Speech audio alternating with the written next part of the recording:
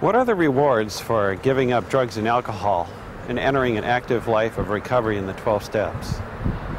I made this video so that you could see and feel what it might be like to have some time in recovery and to attend a 12-step meeting. 7 years and 5 months to the day. Yeah. I'm 3 days shy of 4 years. I have 9.5 years clean and sober. I just celebrated 18 months. And I ended up in jail, I ended up in court, I ended up in trouble of one sort or another in the hospital. I had to lose my family, my house, the respect from my parents. I was on the run from the police. I found myself without those three things, my family, a job, or my health, and realized that drugs and alcohol were contributing to that loss, and I was unable to quit. In the middle of my addiction, I tried to commit suicide. I was depressed all the time. I didn't want to live. Recovery is very painful at times. It's scary. But I'd also like to reflect on the terrifying experiences I had when I was using. I didn't know one day to the next if I was going to live or die. Today I know that I'm going to live. You know, yes, it's painful, but it got better. I just threw people what they say, you know, it'll get better, and I couldn't do it alone. I think the things that stand in the way of recovery are painful. Getting to that point of humbleness where I say, I need help, I can't do it alone. I think about using drugs very infrequently. It pops into my head. It's a little thought, it floats by, and it goes away. I don't deny it. I still think about using, but I don't just get up and use like I used to. But when it comes up, I'll either think about what's going on, or I just kind of shake it off and laugh and go, yeah, right, that's what I want to do, use drugs and destroy my life. I've come too far to throw it all down the toilet. Deal with those feelings by calling my sponsor, or calling people in the program, or reading some literature, or going to a meeting, a 12-step meeting, or writing. Writing's been real useful in my recovery. I have to call up someone, and I usually call up my sponsor. I call my sponsor, you know. I read, I write. You know, writing is one of the big tools that I use today. I have probably, I could, without exaggeration, say hundreds of friends that I have in those meetings that I've known throughout the years that I get to see from time to time. And it feels like every meeting feels kind of like there's some family there. And another thing I get at meetings is I get fellowship, which is something that I believe that every addict wants, you know, deep down inside.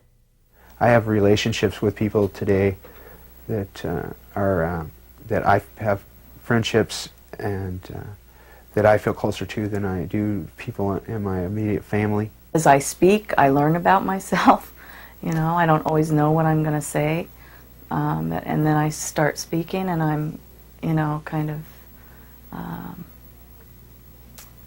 surprised. Sometimes after the meeting, someone will come up to me and say, oh, you know, I've been dealing with that same thing, or you know what I did in that same situation.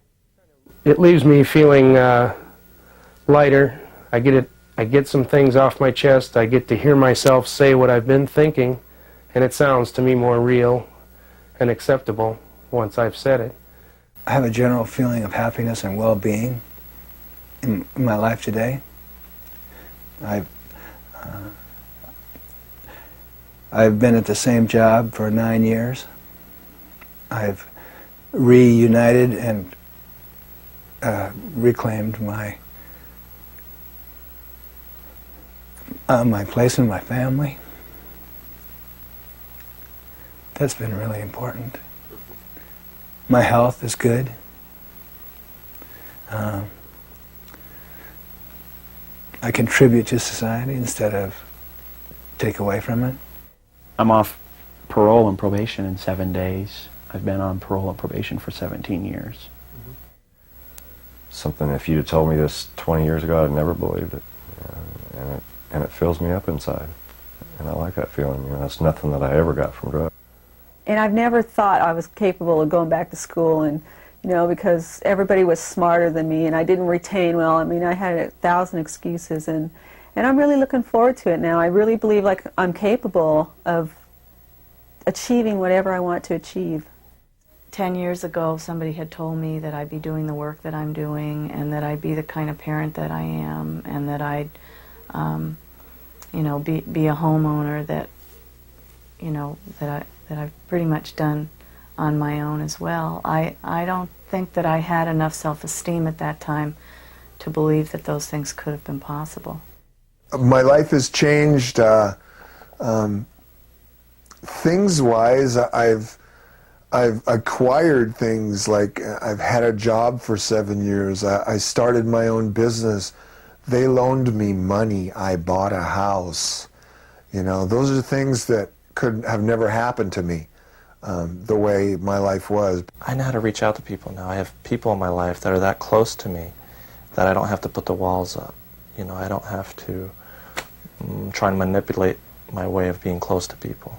I can just let them know what's going on, and there's something real healing, real nurturing about that. That's a real strength. I can laugh at my addiction today. I think laughter and joy are a tremendously important part of our lives, and I think, I have a tendency sometimes to be too serious. It just seems to be a part of my personality. So, I have to remember to lighten up. I know it. I know that I'm a lovable person. And that took a while to figure out. And I believe it today even when I'm not having a good day.